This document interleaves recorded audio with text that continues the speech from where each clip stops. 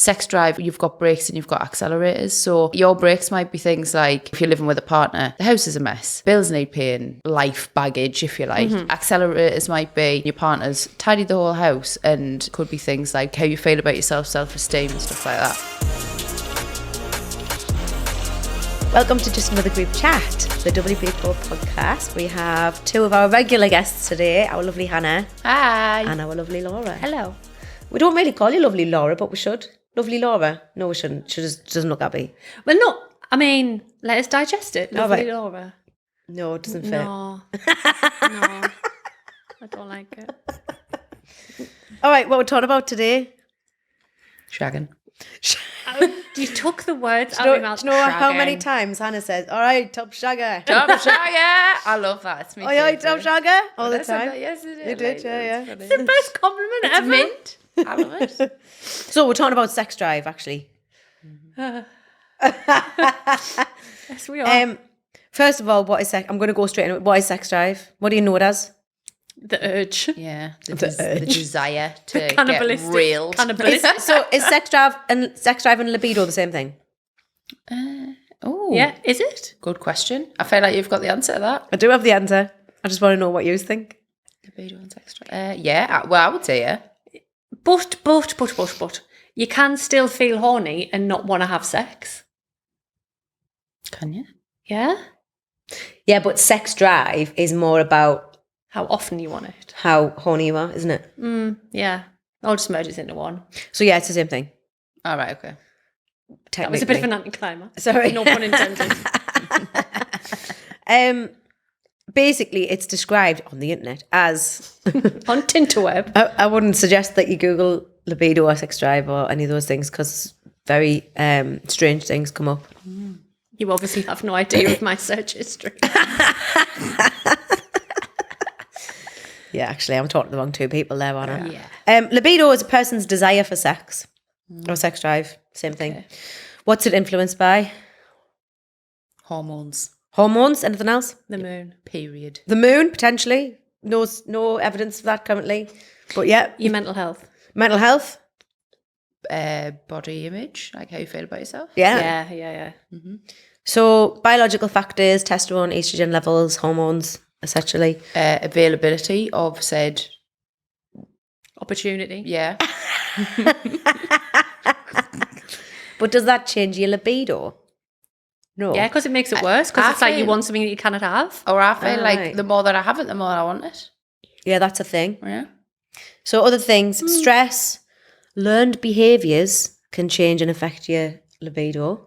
Learned behaviours. What kind of learned behaviour? Well, I think when I looked into this, things like culturally like learned behaviours can actually suppress because it becomes a psychological. Like the Catholic sex is wrong. Yeah. Yeah, like chastity. Yeah, before yeah. marriage and stuff. Yeah, all that kind of thing. Totally filled with those. Always Like, try before you buy. Come on. I would like a refund. Sorry. Stress, age, medication, Yeah. illness, social factors. Look, you two.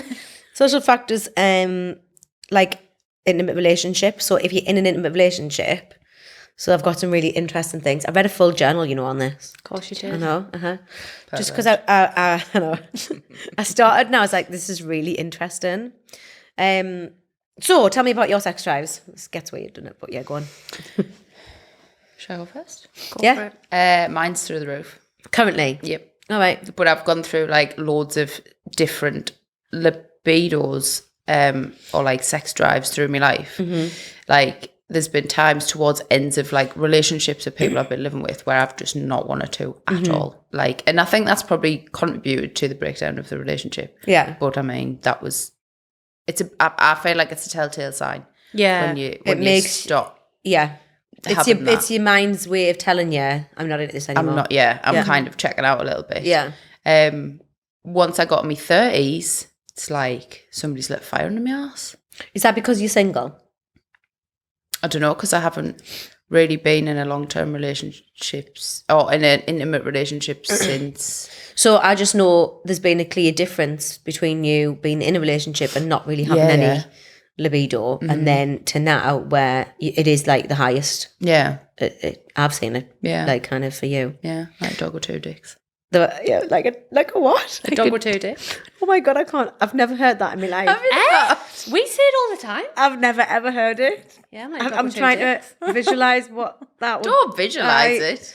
Why would that be? I'm so confused. Imagine though, if you were a dog and all of a sudden you woke up and you had two dicks, you'd be like, "Way!" And that's me and Hannah on the daily. Jesus. Laura? Sky high since birth. Really? Yeah. Never drops. It has dropped twice.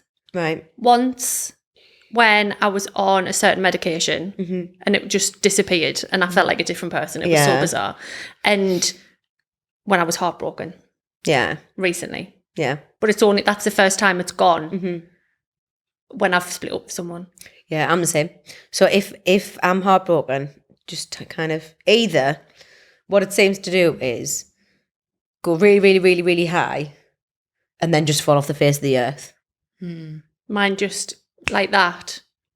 Gone. And yeah, so for me, I've always had probably high sex drive, high libido, whatever you want to call it. Always green light. Yeah. And then I think I've found it quite bizarre when I got pregnant because everybody told us, all my friends were like, oh, Kim, honestly, your sex drive just goes through the roof when you're pregnant. Like you just want to have sex all day, every day. Like it just gets really bad. Some of my friends were like, you'll want to be like by yourself at home all the time just so you can spend some quality time with yourself, etc., etc. And I was waiting for it. And I was like looking forward to this high sex drive thing that was coming, and it dropped off the face of the earth when I was pregnant. Devastation. I know. And I was like, Devastation. what has happened? And I kept saying to them, like, will it? And my girlfriends were like, Kim, it's going to happen, just wait. And I was like, okay. But nothing's happening. It's not working. So yeah, it dropped off the face of the planet when I was pregnant. But and then, I think people don't understand. If you have got a high sex drive and then all of a sudden it disappears, it makes you feel like a different person. I was like, because you're like, it's such a massive part of, because it's a massive part of your life and it's a part of how you validate yourself and it's a part of your personality, really. And then when that goes, you just think, well, who am I? Like, this is not what? Yeah. It's mad, isn't it? So yeah, it fluctuates, doesn't it? I think it's obvious that it fluctuates with different things. We know that. So people who have a high sex drive, like some of the things, I looked at this study, like I said, I read a journal. I know it's mad, but if anyone wants to read it, I might even link it. Want to read it. I'll link it in the thing of the podcast if anyone wants to read this journal. And it's all about like what influences your sex drive. But it goes into relationships and men versus women, heterosexual relationships. So I'll try and explain some of the points, the main points that I read. So the first thing was some of the reasons that people might have a sex drive in the first place. Exercise. There's a study, an actual study that shows that if you physically exercise, you have a high. If you're somebody who regularly exercises, you tend to have a high sex drive. Why is that? Because all the blood's pumping everywhere. I don't know. I didn't read that study. It'll be endorphins. But there's a link in the other link for the study. And like confidence and self-esteem. Yeah, it's probably confidence because that affects my sex drive, definitely. Confidence. I don't think it's confidence. You know, I genuinely think it is. Like biological. Like laziness. Like if you don't exercise. Please go on. I'm on the edge of my seat, yeah. If you don't exercise regularly, sometimes it's just because people don't enjoy it, but sometimes they just can't be asked. They're just being a bit lazy. Yeah. And if you're that person who's been a bit lazy, whereas for me, I don't mind a good workout during sex. Do you know what I mean? I don't feel like get the fun kettlebell out or something. Bench pressing people. Anna? This is going horribly wrong. Dick in one hand, dumbbell in the other. Like, how does this even work? A good workout? No, what I mean is you need stamina sometimes, don't you? Oh, yeah. You need stamina, you need good strength in your legs, you need good strength. You need to be able to you need to be able to actually move. Maybe bending. You are knackered sometimes. Oh yeah. Yeah. If your legs aren't giving out, if then you're you not haven't been used doing to it the right. exercise, you really can't be arsed with sex, can you? Oh, so yeah, I don't work out regularly at all, but I put the Put the work in, do you? Oh, aye. Because it's something I enjoy. So I think of that as my cardio. Do you know It's what I a mean? good cardio like, to have, It's aye? like something I enjoy doing, and I get a good bit of exercise out of it, depending on who You I'm get a with. good reward. So, well, I mean, sometimes, Yeah. not that often. I don't know. I just think some people who maybe have a low sex drive, who don't exercise, they could potentially go hand in hand. Yeah, Yeah. Because what I'm saying is they can't be asked to work out if they're in that frame of mind of I can't be bothered. Yeah. I'm feeling lazy. There's nothing wrong with that. But if they're also going to think I can't be asked. I can't be asked, I can't be bothered. Especially if they're the person who has to do quite a lot of the work in the relationship. You know what I mean? yeah. Do you know what I mean? Apparently changes in neurotransmitters, so like dopamine changes. Like there's different kind of diseases and illnesses that can change your dopamine levels. I think like Parkinson's is one of them, and there's a few others that can change those levels, which can then affect your sex drive as well. It can also cause hypersexuality and sexual compulsions. Apparently, there you go. Moving on, testosterone. High testosterone levels apparently equal high sex drives. Love it. Does that make sense between all of us? Like, have we got high testosterone levels, do you think? I don't know. I don't know, I have got quite a masculine vibe. Maybe I have got lots of testosterone. Maybe. But yeah, I don't know. I think that's interesting. Yeah, but people who like, I don't know why I was suddenly talking about drugs all the time. But people who take steroids and stuff, or like who take testosterone for building muscle or whatever it does. Like, it's one of the side effects is So high sex drive, isn't it? if you've got a high sex drive, do you think there's such thing as like a naturally high sex drive? A natural Yeah. one? Do you? Yeah, I think you can be a naturally sexual person. Yeah. Who So enjoys that this intimacy. This is the thing between like environmental versus nature and like nurture. nature nurture thing. Because from my point of view, that means that there are Christians out there who have naturally high sex drives but have managed to suppress that. I don't know. Chomping at the bit. Yeah, but no, I'm not going to go down that road. So you think there is the natural. Yeah, I think so. I think So you think you're born with that? Yeah, totally. I mean, I don't like to think of myself as like a baby. No, but that's what I'm saying. So at one point, obviously when you hit puberty, like up until, I mean, you're not flipping. Oh, I can't. That's not a road I want to go down. No, but what I'm saying is like at that point where you hit puberty, like what causes that sex drive to be higher in some and lower in others? When it starts to develop, what makes it higher for some and lower for others? I'm trying to delve a little bit further into this. So let me go through a theory here. When you were going through puberty and when you were kind of a bit younger and stuff and you were going through that, starting to have sex with people and things like that, were you quite sexually active? Or did you have a partner who you were quite sexually active with? No, I had a partner. But I didn't flip and hit the puberty train until I was about 17. Right, okay, cool. So when you 10. But when you did hit puberty and you went through all those hormone changes, were you quite sexually active? Yeah. And were you? No. You weren't? No, because I want to say I went through puberty quite early, I think. I remember being a massive twat for quite a few years, which my mum's still recovering from now. Okay. But I wasn't sexually active until I was nearly 17. So you remember a period of time where you had a really high sex drive, but you weren't sexually active? Yeah, because I didn't know what it was and I didn't know what to do with it. Okay. Interesting. So it turned out I just was an arsehole for 3 or 4 years. Chomping pillows and that. Yeah. Punching the wall and that. We've all been there. All right. And then when you got into a relationship, were you just high sex drive the whole time? Yeah, I don't know. I had a theory that actually it's all to do with that first relationship. I don't think mine is. No, I think mine's progressively. I think as well as you get older and you start to realise what you want and what you like, it becomes more like, you know what you want. Like it's achievable. Aye, smart goals. Is it measurable? Is it specific? Hey! Oh, I wanted to say finger fudge is just enough, but I don't know why. Oh, no. Sorry. Oh, no. It's one of them, isn't it, It today? really is. how big is a finger of fudge? Fair enough. No, I'm not. Carry on.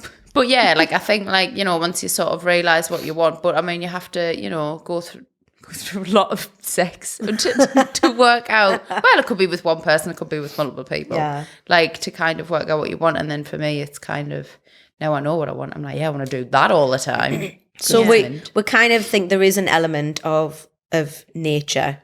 So the nurture thing, like the environment side of things, or environmental side of things, they're the bits I think that is really interesting, to where you'll say, the reason why, I guess, is why I'm going into this is because if someone's got a really high sex drive or really low sex drive and it's bothering them and they're wanting to change that somehow, are there things they can do without just thinking or saying out loud, I have a high sex drive, full stop, or I have a low sex drive, full stop? Like, do you think there's changes that can be made? Do you think yeah, yeah, I think 100%. so, yeah. So talk to me about that then. What do you think makes a difference? If there's somebody listening who's thinking, well, I've got a really low sex drive, me and my partner never have sex, they want to say it's a heterosexual couple, he wants it just because this is probably the most typical, stereotypical scenario. He wants sex more than me. I mean, in our office, this has never been the scenario, but he wants sex more than me, and my sex drive is low. I think what Hannah said previously, confidence. Confidence? Yeah, and it's not necessarily, and this goes against everything that I say about myself on the regular, it's not necessarily confidence in the way you look. I think you can be confident in bed when you're confident nowhere else. Yeah. Because if you, I think it's a very different kind of confidence, and I don't think it's necessarily, a lot of it is, but I don't think it's necessarily attached to the way you look. Okay. It's how you feel about yourself. So can we talk about how when you first get in a relationship, you're like two bunnies, and then at some point past the honeymoon phase, it fades off, and you don't have sex anywhere near as much as you do when you're first seeing someone. Some people do, some people don't. Some people's fade off, some people's just stay like that. It's pretty normal for it to. But if it does tail off, what is it that causes that boost of you want to rip each other's clothes off and you can't keep your hands off each other and you want to have sex all the time in the beginning? I think because it's new. Yeah, and obviously biologically, like, you know, we're put on this earth to reproduce, so like that's kind of, I think there's a lot of like biological factors at play. But like when you move in with someone and stuff, suddenly it's not just like it's not like a holiday anymore, it's like life. Yeah. And like life, like I was talking about that book Come As You Are by Emily Nagoski. I would highly recommend anybody who's struggling with trying to work out the sex drive and things like that, definitely read this book because it's absolutely brilliant. And she talks about brakes and accelerators and how some things, there's no such thing really as, this is what the author says, there's no such thing as a sex drive per se. It's, you've got brakes and you've got accelerators. So your brakes might be things like, you know, if you're living with a partner, the house is a mess, bills need paying, whatever it might be, you know, sort of like that life baggage, if you like. Accelerators might be, you've come in and your partner's tidied the whole house and there's nothing for you to do, and so you flip and think, right, I'm going to flip and jump on this because like they've got that time and you've got time to relax. And again, other accelerators could be things like body, like how you feel about yourself, self-esteem and stuff like that. It's really interesting. And find out your accelerators. Yeah, find out your brakes, what they are, and identify them. Why, you know, if your partner says, oh, you know, you want to have a little quickie, and you're like, no, not really, because I've got this and this I need to do around the house first. We've got like loads of washing that needs doing. Yeah. Like do it, like work it out. Yeah. What's stopping you? So that you can just communicate with each other as well. Yeah. Because if you talk about your brakes and accelerators with each other, then you've got a really communicative sex life where the partner isn't going to try and jump you and say, oh, come on, let's have sex, and then feel rejected, for example, if you say no because the house is a mess. Yeah. They'll go, I'm just going to tidy up. And that might be like foreplay. Yeah. Yeah. Yeah. Turn it into something. Yeah, yeah. I know quite a few women who should definitely communicate their brakes and accelerators, especially if tidying the house is one of them. Oh, Because imagine how many more tidy houses there would be. Oh my God. yeah, 100%. Yeah. All right. But I don't think, I mean, again, I'm just generalising. I don't think men, particularly in heterosexual relationships, realise how much of a difference that makes. Yeah. Like they really, really don't. And I think it's kind of because to them, they couldn't care less whether the house is on fire. If they want it, they want it. So this is where I found this study really interesting. Apparently in women, daily relationship quality predicted that basically by the previous day then predicts their sex drive the next day. So relationship quality, if they have a really good day in the relationship for one day, it literally takes us 24 hours to recognise and go, I had a really good day yesterday. Oh, actually, I quite fancy you now. The next day. It creates desire. So in this study, it's basically about sexual desire being kind of men who get sexually desired that same day. Females can be sexually desired, but it takes longer. So they take longer to have that desire. So it's an investment. Yes. So what they say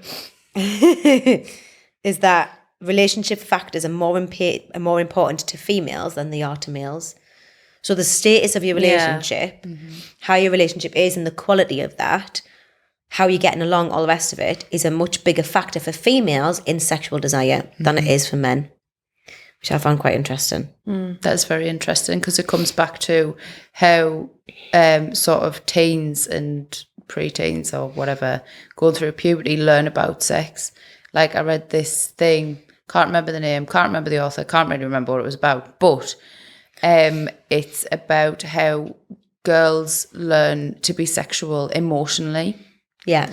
And boys learn to be sexual physically. Yeah. Because obviously there's the physical aspect of It's of out it. there. I'm like, Anybody's on the YouTube. The YouTube. you know what I mean? There's Yeah. that physical thing that happens. I mean, I know it happens to girls as well, but it's probably not quite as noticeable. Yeah. Well, I think there's a pressure, isn't there, for guys Yeah. to make sure that happens, and it, like, you know, during. And as girls, We're talking we're about an taught- erection, by the way. Yeah, we'll just say because we're 30-year-old women and can't say erection. Big strut on. It's horrible, isn't it? Yes. That's vile. I know it is horrible. Oh, it's funny though. can think. But it goes back as well to like girls being taught about sex. We're taught you get your virginity taken. What is Taken. that? What is that? What is virginity? It's not a thing, right? I get fuming about this. I'm like, why are you trying to say that the first time you have sex with someone, what should be? I mean, it's always going to be a little bit sort of ropey the first time. Like, why are you trying to say that something's been taken from us? Nothing's been taken from us. Yeah. I haven't suddenly become less of a less of what I was because you stuck your dick in us. Yeah. Like, do you know what I mean? No, it's like it really winds me up. I'm like that immediately, and all the whole thing, like your first time should be really special and it should be piss off, really it's never important, special. and you know it should be with someone you love. Why? Yeah.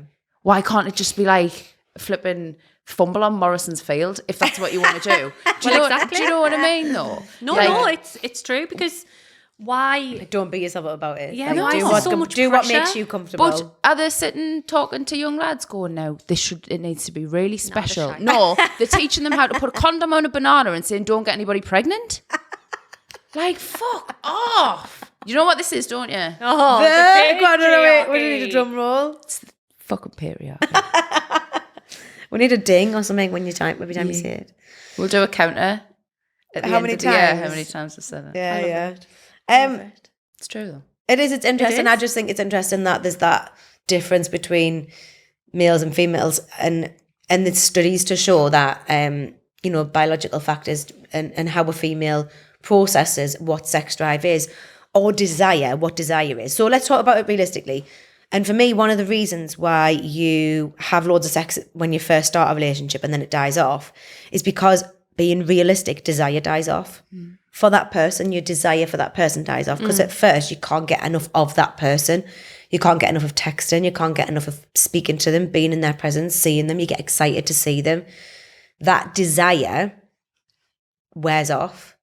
That desire can turn into love and other things, which can be beautiful and lovely, but it's not quite the same chasey kind of excitement that you get in that beginning part of the relationship where desire is very high, which means sex drive can be high. That's probably why some affairs last so long, because that desire is never really fully fulfilled. Yes. So it's like stolen moments and blah, blah, blah. And I think that probably all adds to...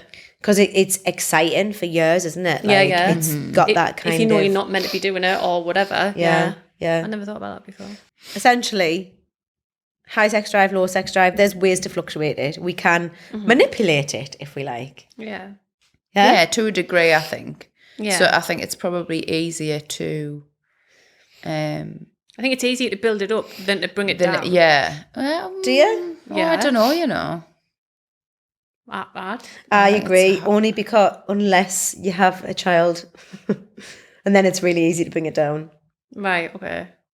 Because Really you have to looking forward work to that. because you have to work so hard to get 2 minutes alone or by yourself or ever to be able to actually have sex, and also you're sleep deprived, like everything else, that all those physical factors that your hormones are crazy, like there's loads of things that make you be like that get in the way of it. So although I have a natural like high sex drive or high libido, having a child then changes that massively. Yeah. Because I have to be able to understand that although I have a high sex drive, I ain't gonna get it as much as I know that I would like it now.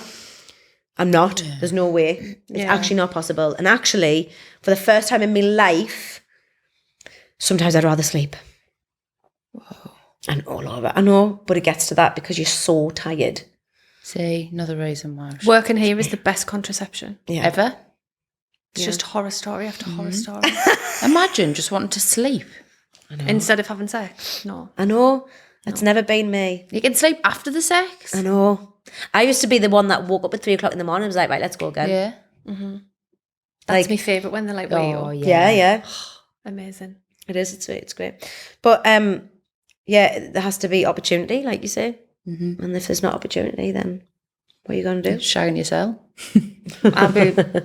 I'd be so frustrated. I would Yeah. probably be a very horrible person. You're not, yeah, but you're not just masturbate.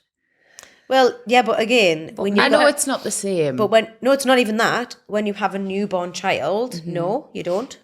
Well, no, when you've got a newborn child, obviously your body's gone through major but so trauma. then, if you think about it, you've got 9 months of being pregnant. Yeah. when your sex apparently drive- you're supposed to be through the roof. but all your sex drive can completely fall off the face of the earth. Then you have a year at least, because they're pretty much needing help and assistance and everything through the night, and you're up and you're down all through the night doing feeds, doing this, How doing the other. needy. So Babies. man. until they're about 1, some kids are still doing that at 5, but until they're about 1, that is where your mind is constantly. And I tell you now, there's nothing more turny offy, if that's a thing, than the sound of your child crying. Oh, yeah, I can imagine that. I mean, if So you that's it. turned off Yeah. you might- No, but some people might be like, "Oh, just ignore them or whatever." It's like, no, I right, can't. yeah, I yeah, I can't. see what you're saying now. That's a break. yeah. So when you're talking about breaks and accelerators, your child being awake is a break. Your child needing feed is a break. Your child not, crying and is a break. Even the thought of waking your child up is a break. Yeah. So it becomes much more difficult when you've got kids in the mix because you have all these extra added potential breaks. Yeah.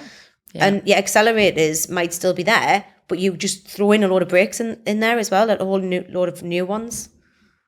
So they're still manageable and still doable, and you can still work around it and stuff, but you have to accept that the first 2 years, and after that it can become habit, isn't it? It doesn't take long to form a habit. After the first 2 years of being in the swing of not having sex that often, then it can become a bit more of a, look at you, you're both like, oh my God. I'm I'm upset. depressed. I'm just like wondering if you can still have voluntary hysterectomies and stuff.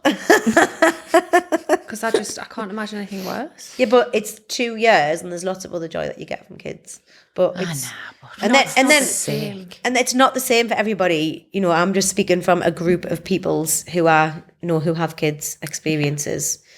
Yeah, no, I've heard that. You know, like, I mean, But there's definitely I added. love how cynical being animal. We're like, oh yeah, joy from your kids.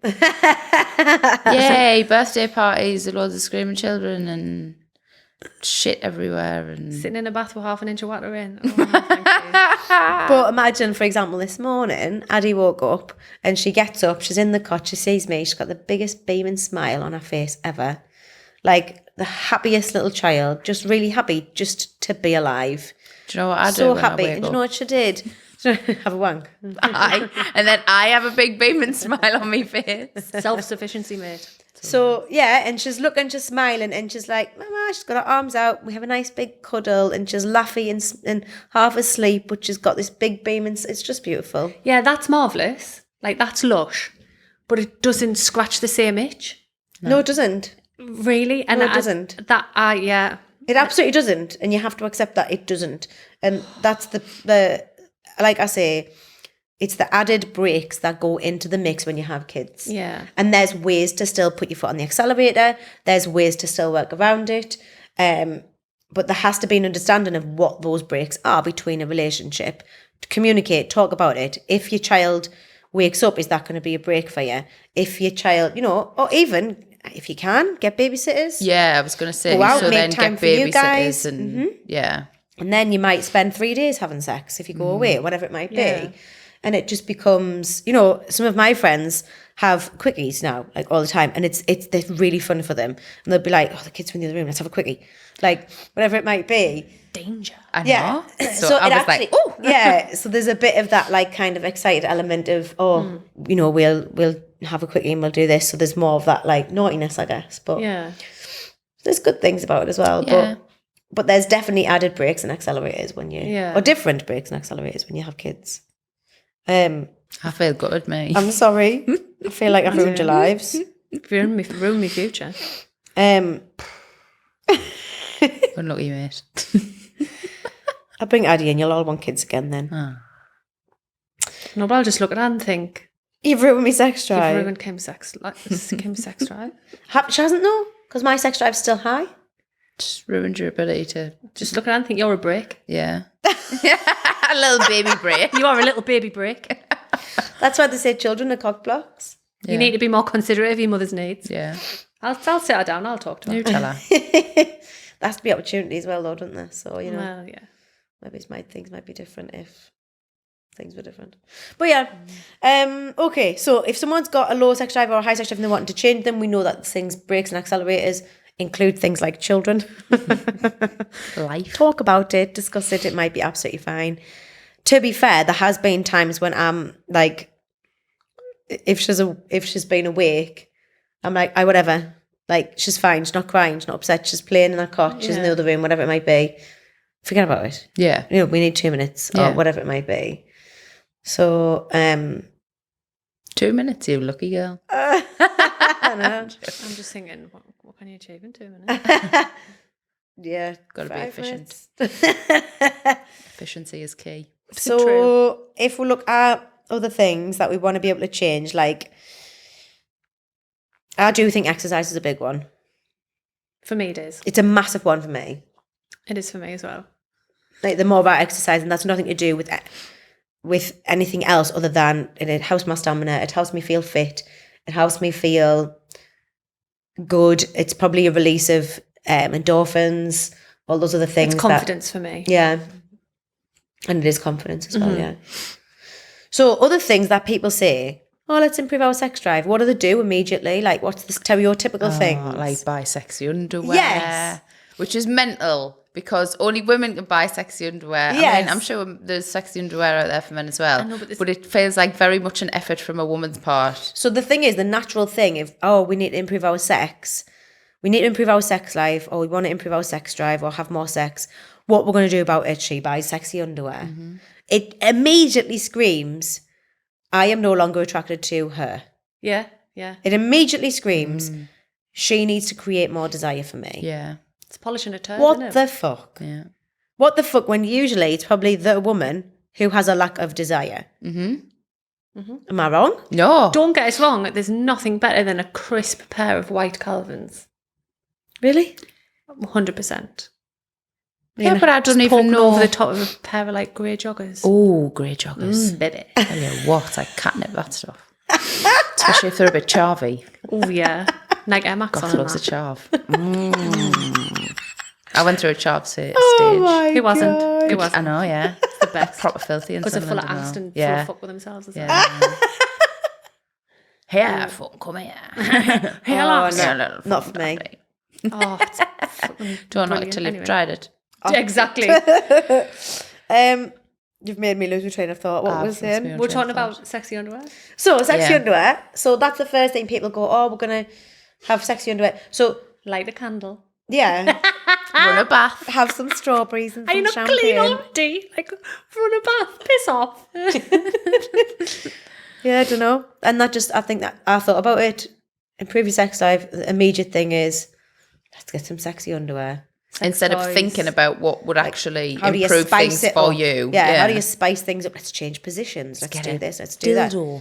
Yeah, let's get some sex toys. It says actually spicing it up could be just by creating more desire by tidying the whole fucking house. 100%. Do you know what I'm saying? Yeah. Like it might be if tidied the whole house, wink, a Yeah. little text, whatever it might be. you That know what? could be the best accelerator for somebody instead of that break. Last time I used dating apps, I think it was Hinge or whatever, and it's got like your top line thing that comes up underneath your photo. And mine literally said, "Make me laugh and tell me I'm pretty." Did it? And that is what What you need. I need. And if you either make me laugh or compliment us because I'm thirsty, then that instantly my sex drive goes like that. Yeah. The desire, because I'm like, either he's funny or he thinks I'm cute. Yeah. So I think that's the thing. Like, what helps you be desired? What helps you feel desire for the other person? Like, Tell them as well. yeah. Tell Yeah. them. So for me, actually, one of the things that creates desire for me is the other person looking after themselves, and I think that is vital for me. Like, I need to look at somebody and think they're taking care of themselves. Maybe it's exercising, they're doing this, they're looking after themselves. That creates a desire for me because I think, oh, do you know what I mean? By that. Yeah, I know what you mean. I think so. Yeah, figure out what your desires are, chat about them, figure out what your breaks are, what your accelerators are, and then talk about it. And then you might have all of a sudden spicy sex without sexy underwear. Save yourself a bit of money. Yeah, because it's expensive, isn't it? It is expensive. Like 100 quid and that sometimes. you get know? the whole flipping shebang and all. You got the bra, the underwear, the suspenders, yeah. the stockings, the fucking whatever else. Yeah. You're like, oh, And then what do you do? Have you ever like put it all in and thought, oh, how do I sexy walk out of there? yeah. Like, how do you know what I mean? Should I put some Rihanna on or something? Like, Yeah, how do you saunter out confidently? Yeah. Stand there. You just stand there, you ready? Like- Just looking. like a gift. ta-da! Hello. Yeah, it is, but you you're wanna, wrapping yourself up like a gift. Yeah. And, it's And then like, you're going to take it off. not necessarily. Well, not. not necessarily. No. Yeah, it's mad, isn't it? And that might not be an accelerator for the other person. Might not be an accelerator for either of you, but No. it's just the stereotypical It's the go-to, thing to isn't do, it? isn't it? Yeah.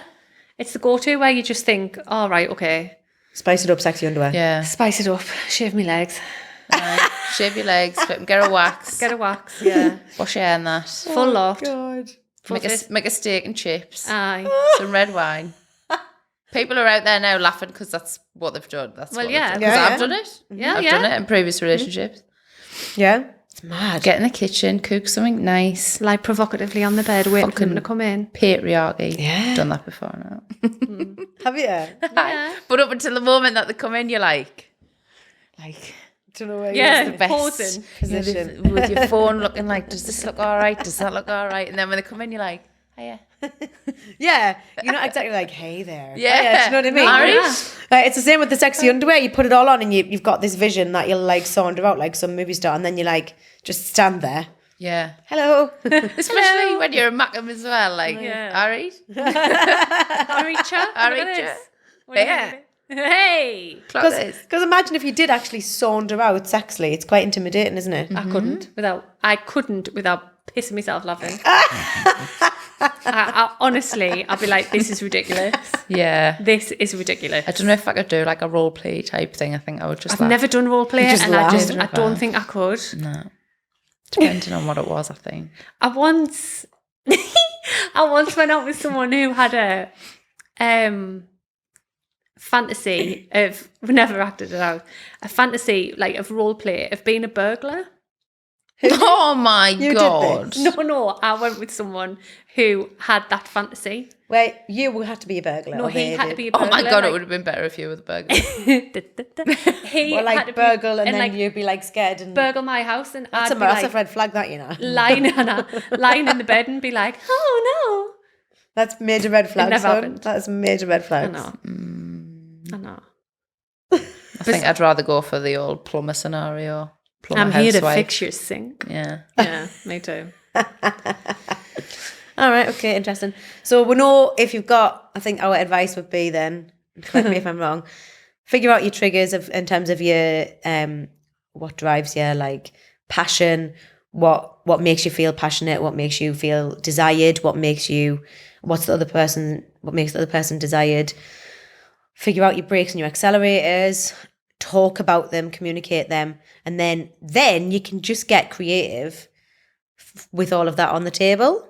Stop wasting your money. on Get creative sexy- on the table. Yeah. Yeah. So you might say like it, and you might figure out that it's a massive turn off when somebody, I don't know, you'll just talk about, and if you talk about it as brakes and accelerators, like it's really easy to communicate that. So Yeah, it's a lot gentler as well, brakes and accelerators. Then it really turns me off when Yeah. you sit and pick your nose while you're watching Top Gear. Like shall we do another chart for people? another what? Another chart. You love Always. a chart. I love a chart. That's one of my breaks, that when you bring out a chart. Oh. It's like, oh God, really, Kim? Dry as sand. I was going to say, dry up like the Sahara. All right, we'll not do a chart then. Just imagine Kim Kanye. I've just made you a chart. Oh no, I'm not that bad. In mate. some sexy underwear. Just made you a chart. No, wouldn't it? Would be a Monday board. Oh, God. For anybody who doesn't know, Monday.com is a marvellous tool for you. Kim's life, Which is realising. a definite accelerator to Kim. Oh, yeah, massive. She loves it. Oh no. Love a Monday board. They used to take the piss out of me, honestly. I know, but mate, you write it. Do you know what's really bad though now, right? If we're in a meeting, sometimes I think, I need to suggest, should I put that on a Monday board? But I can't. And now I can't say, I think we should put that on Monday board, because I just will get absolute creasing throughout the room. So now I'm just like, all right, yeah, I'll let you sort that out. Like, subliminally trying to be like, create a Monday board, Somebody create a Monday suggest a board. Monday board. Somebody suggest a Monday board. Yeah. The thing is, now we're going to know in the next meeting. I know, So whenever yeah. you go quiet, we're going to be like, should we put it on? Monday isn't the day of the week we're talking about here, for anybody who's bizarrely bemused. Well, yeah, because when I first started, Task manager. here, nobody told me about Monday.com. So in my first 3 days, everyone was saying, oh, well, we'll do that on Monday and we'll do that on Monday. And I was like, why the fuck does everything get done on Monday? I was like, what the fuck is wrong with them? What's wrong with Tuesday or Friday? And then poor Jessie was like, oh, so I'll make you a login on Monday.com. And I was like, There we go. Marvellous. Mm-hmm. Oh, well, this has been interesting. Any more thoughts on sex drive that we haven't explored? Because we've talked about relationships, we've talked about when you're single, we've talked about what happens when you first meet someone versus when you've been with them a while. We've chatted kind of all different aspects, haven't we? I think when you first meet somebody, it's important to have the conversation about sex drive. So, yeah, talk I about genuinely think on a first date you should ask a series of questions, and one of them I genuinely think you should ask about your sex drive. Yeah. Are these all on a Monday board? I just think I would actually ask. I would say, what's your sex drive like? Yeah. Because Yeah, if I they think say that's- really high, I'd be like, yes. If they Yeah. go, all right, I'd be like, oh no. But I suppose now with more kind of online dating, it's easy to have those conversations because you're not doing it face to face a lot of the time. Yeah. So if you're talking to, that's true. sometimes you can be talking to people for weeks and weeks before you actually meet them.